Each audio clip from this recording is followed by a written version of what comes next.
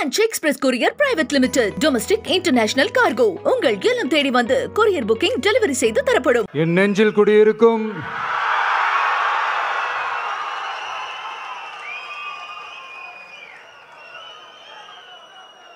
என்னுடைய தோழர்களுக்கும் தோழிகளுக்கும் தமிழக மக்களுக்கும் என்னுடைய வணக்கம்.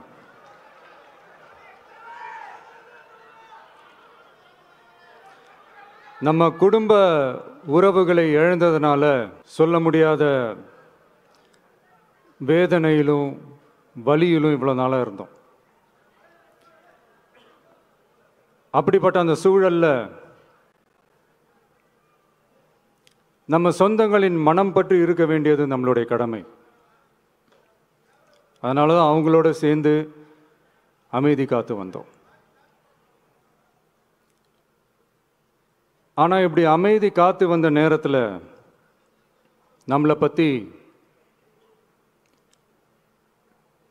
வன்ம அரசியல் வலைகள், அர்த்தமற்ற அவதூறுகள்னு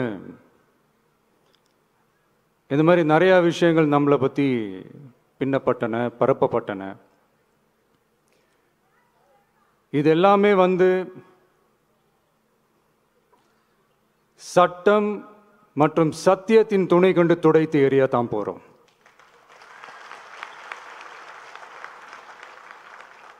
பட் அதுக்கு முன்னாடி தமிழக சட்டமன்றத்தில் நமக்கு எதிராக நிகழ்த்தப்பட்ட ஓர் உரைக்கு ஒரு நாகரிக பதிலடி கொடுக்கணும்னு நான் நினைக்கிறேன்.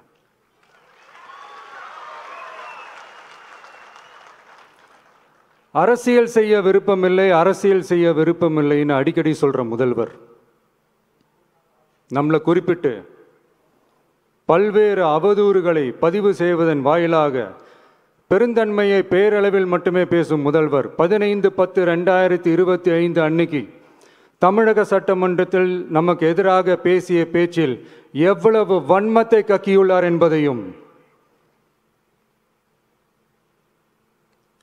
எப்படிப்பட்ட ஒரு அரசியல் செய்ய முயல்கிறார் என்பதையும் தமிழக மக்கள் உணராமலா இருப்பாங்க. இந்த கரூரோடு சேர்ந்து 5-6 மாவட்டத்துக்கு இந்த மக்கள் சந்திப்பு நிகழ்ச்சிகள்லாம் நடத்தியிருக்கிறோம், போயிருக்கிறோம். அங்கெல்லாம் இந்த லாஸ்ட் மினிட் வரைக்கும் எங்களுக்கு அந்த இடம் கொடுப்பாங்களா மாட்டாங்களா, பெர்மிஷன் தருவாங்களா மாட்டாங்களா, இப்படியே இழுத்து அடிச்சுக்கிட்டு இருப்பாங்க. தான் நாகப்பட்டினத்தில் சொன்னது மாதிரி தான். நாங்கள் ஒரு இடம் செலக்ட் பண்ணி கேட்போம், மக்கள் நல்லா ஸ்பேஷியஸாக நின்று பார்க்குற மாதிரி. பட் அவங்க அதையெல்லாம் ரிஜெக்ட் பண்ணிவிட்டு மக்கள் நெருக்கடியோடு நின்று பார்க்குற மாதிரி ஒரு இடத்த செலக்ட் பண்ணி எங்களுக்கு கொடுப்பாங்க. இது டிஃபால்ட்டாக எல்லா இடத்துலையும் இந்த ஒரு ஆர்கியூமெண்ட் நடந்துகிட்ருக்கோன்னு வைங்க. அது மட்டும் இல்லை, இந்தியாவிலேயே எந்த ஒரு அரசியல் கட்சி தலைவருக்கும் கொடுக்கப்படாத கண்டிஷன்ஸ். பஸ்ஸுக்குள்ளேயே இருந்து பார்க்கணும், மேலே கை காட்டக்கூடாது, இப்படிலாம் ஒரு அதீத கட்டுப்பாடுகளை கொடுத்த உடனே எங்கள் சைட்லேருந்து ஒரு அறிக்கையும் வெளியிட்டோம். அது மட்டும் இல்லை, தமிழக வெற்றி கழகம் சார்பாக அனைத்து கட்சிகளுக்கும் சமமாக ஒரு முறையான ஒரு பொது வழிகாட்டு முறைகள், SOPஸ்ன்னு சொல்லுவாங்க, அதையும் வழங்கணும்னு சொல்லி உயர்நீதிமன்றத்தையும் நாடி இருக்கணும். இதுவும் தமிழக மக்கள் உணராமலா இருப்பாங்க. இப்படி ஒரு அரசியல் காழ்ப்புடன், நேர்மை திறனற்று நம்மளை பற்றி குற்றம் சாட்டியுள்ள குறுகிய மனம் கொண்ட முதல்வர் அவர்களுக்கு ஒரு சில கேள்விகள். உச்சநீதிமன்றத்தில், அதாவது 13/10/2025 அன்னைக்கு உச்சநீதிமன்றத்தில் நடந்த அந்த விவாதங்களை வைத்தும் அந்த உத்தரவுகளை வைத்தும் இந்த கேள்விகள். இப்படி பொய் மூட்டைகளாக நம்மளை பற்றி இந்த அவதூறுகளை அவிழ்த்து விட்ட முதல்வர் அவர்களுக்கும் திமுக அரசுக்கும் சார்பாக கோடிகளை கொட்டி அமர்த்தப்பட்ட அறிவார்ந்த வழக்கறிஞர்கள் அவங்க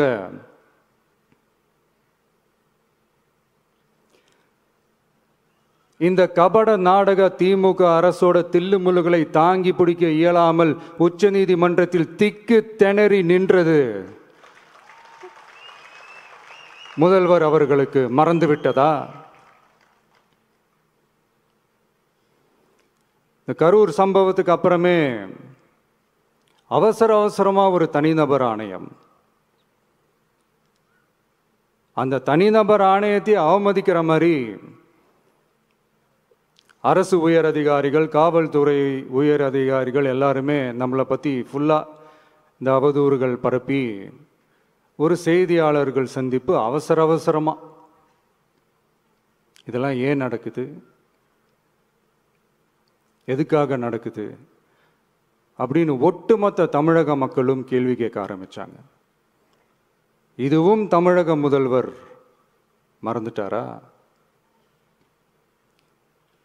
அதுக்கப்புறம் அந்த தனிநபர் ஆணையத்தை தலையிலேயே கொட்டி வீட்டுக்கு அனுப்பிச்சிட்டாங்க. அது வேறு விஷயம்.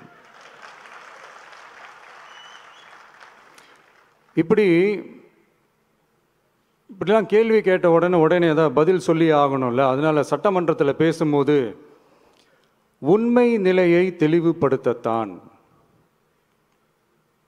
அப்படின்னு ஏதோ இந்த சட்ட ரீதியாகவும் சத்தியத்திற்காகவும் நடந்தது போல ஏதோ சாமர்த்தியமாக பேசுகிறதா நினச்சி பேசியிருக்காங்க. இப்படி ஒரு 50 வருஷமாக பொது வாழ்க்கையில் இருக்கிற ஒருத்தவங்க ஒரு முதல்வர் அவர்கள் சொன்னது எவ்வளவு பெரிய ஒரு வடிகட்டின பொய், சப்பை கட்டுன்னு நான் சொல்லலை, உச்ச நீதிமன்றம் சொல்லியிருக்கிறாங்க. அவங்க சொன்னதெல்லாம் கொஞ்சம் என்னன்னு கொஞ்சம் லைட்டாக பார்ப்போமா?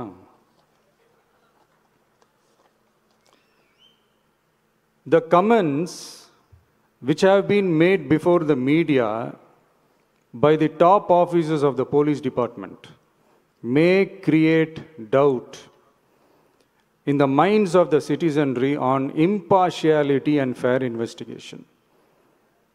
The faith and trust of the general public on the process of investigation must be restored in the criminal justice system. அதாவது அரசு காவல் உயர் அதிகாரிகள் ஊடகங்களிடம் பேசியது என்பது பொதுமக்களிடையே நியாயமான விசாரணை நடக்குமா என்ற சந்தேகத்தை ஏற்படுத்தக்கூடும் என்றும், நியாயமான விசாரணை மூலமே அந்த சந்தேகத்தை மீட்டெடுத்தே ஆக வேண்டும் என்றும் உச்சநீதிமன்றம் தமிழக அரசின் தலையில் ஓங்கி நறுக்கு நறுக்கு நறுக்கு என்று கொட்டியதை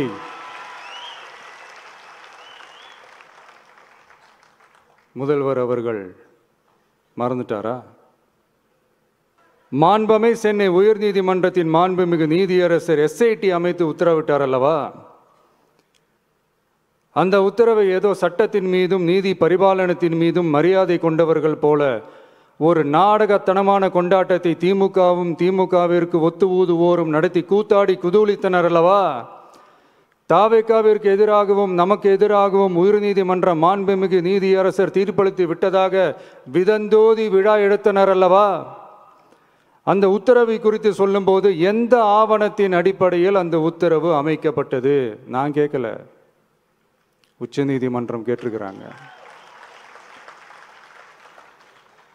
The judgment is completely silent about how learned single judge arrived at such a conclusion and what material was pursued by the court என்று உச்சநீதிமன்றம் உரத்த குரலில் கேள்வி கேட்டது. அப்போதும் கூட உச்சநீதிமன்றத்தில் திமுக அரசுக்காக வாதாடிய அறிவார்ந்த மூத்த வழக்கறிஞர்கள் பதில் சொல்ல இயலாமல் வாய் மூடி மௌனம் காத்ததை நாடே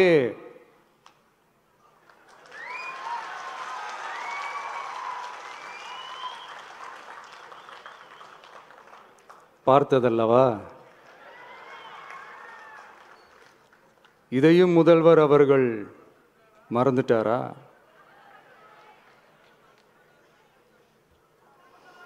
Such petition ought to be dealt with by the division bench, registering as public interest litigation in right earnest and not to be dealt with by a single bench. அதாவது பொது வழிகாட்டு முறைகளான SOP அமைக்கப்பட்டு வெளியிட வேண்டும் என்ற கோரிக்கையுடன் வந்த ரிட் மனுவை நீதிபதிகள் டிவிஷன் பெஞ்ச் தான் கையாள வேண்டும், தனி நீதிபதி பெஞ்ச் கையாளக்கூடாது என்றும் உச்சநீதிமன்றம் சொன்னதல்லவா? அது மட்டுமா, கோரிக்கையே இல்லாமல் SIT அமைக்கப்பட்டது எந்த வகையில் சரி என்றும் கேள்வி எழுப்பியது உச்சநீதிமன்றம். இது எல்லாமே அறியாமலோ இல்லை அறியாதது போலவோ உச்சபட்ச அதிகார மயக்கத்தில் இருந்து பேசினாரோ முதல்வர் அவர்கள்?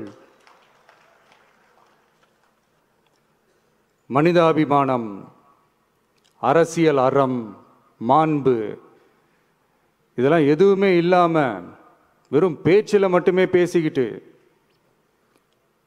அரசியல் ஆதாயம் தேடுற ஆட்டத்தை ஆடத் தொடங்கிவிட்டார் முதல்வர் அவர்கள்.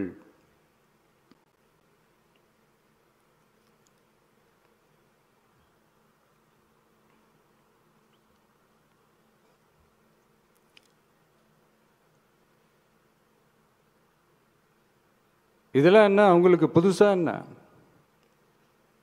1969க்கு அப்புறமே எப்போ கட்சி அவங்க கைக்கு வந்ததோ, இன்னும் குறிப்பாக சொல்லணும்னா 1972க்கு அப்புறம் கேள்வி கேட்க ஆளே இல்லாமல் போச்சு இல்லை. அதுக்கப்புறமே இந்த திமுக தலைமை இப்படி தானே இருக்குது. இப்போ நாங்கள் கேட்டோமே இந்த சில கேள்விகள்லாம், இதெல்லாம் நான் கேட்கல, சுப்ரீம் கோர்ட் கேட்டிருக்கு. இதனால் என்ன புரிய வருது? இந்த கவர்மெண்ட் நடத்துகிற அந்த விசாரணை மேலே சந்தேகம் ஏற்படுதுன்னா அதுக்கு என்ன அர்த்தம்? உங்கள் மேலே நம்பிக்கை இல்லைன்னு அர்த்தம்.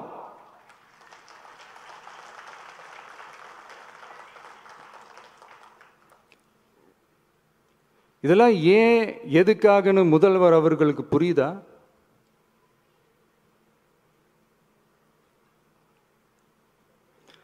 சுப்ரீம் கோர்ட் சொன்னதோட மட்டும் இல்லை, நிஜத்திலும் இன்னைக்கு மக்களுக்கு இந்த கவர்மெண்ட் மேலே இருக்கிற நம்பிக்கை மொத்தமாக மண்ணுக்குள் புதைந்து விட்டது.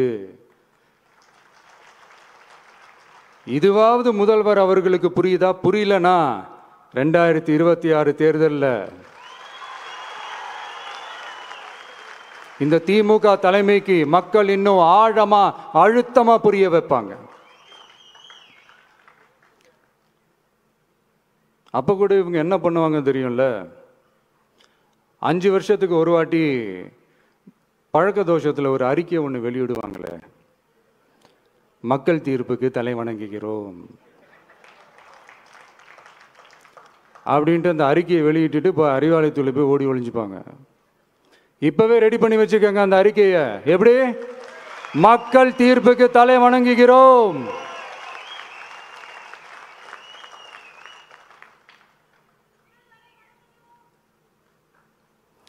நான் போன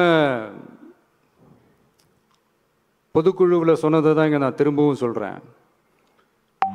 இயற்கையும் இறைவனும் நம் தமிழக சொந்தங்களின் வடிவில் மாபெரும் மக்கள் சக்தியை நம்ம கூடவே நிற்கும் போது எம் மக்களுக்கான அரசியலை தடுப்பவர் எவர்?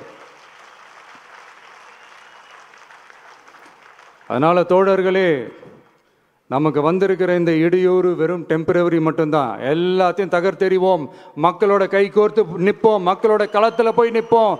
நம்ம பயணத்தில் தடம் மாறவே மாட்டோம். இப்பவும் சொல்றேன்,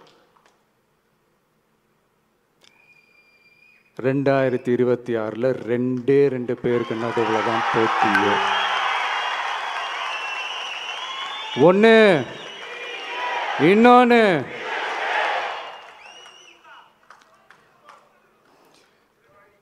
இந்த போட்டி இன்னும் ஸ்ட்ராங்கா மாறப்போகுது. 100% வெற்றி நமக்கு. வாகை சூடுவோம், வரலாறு படைப்போம், கான்பிடென்டா இருங்க, நல்லதே நடக்கும், வெற்றி நிச்சயம். மீண்டும் சந்திக்கும் வரை நன்றி, வணக்கம். என்றும் உங்களுடன் மை இந்தியா. முக்கிய செய்திகளை உடனுக்குடன் தெரிந்து கொள்ள சப்ஸ்கிரைப் பண்ணுங்க, பெல் பட்டனை பிரஸ் பண்ணுங்க. என்றும் உங்களுடன் my India. Branch express courier private limited. Domestic international cargo. உங்கள் இல்லம் தேடி வந்து கொரியர் புக்கிங் டெலிவரி செய்து தரப்படும்.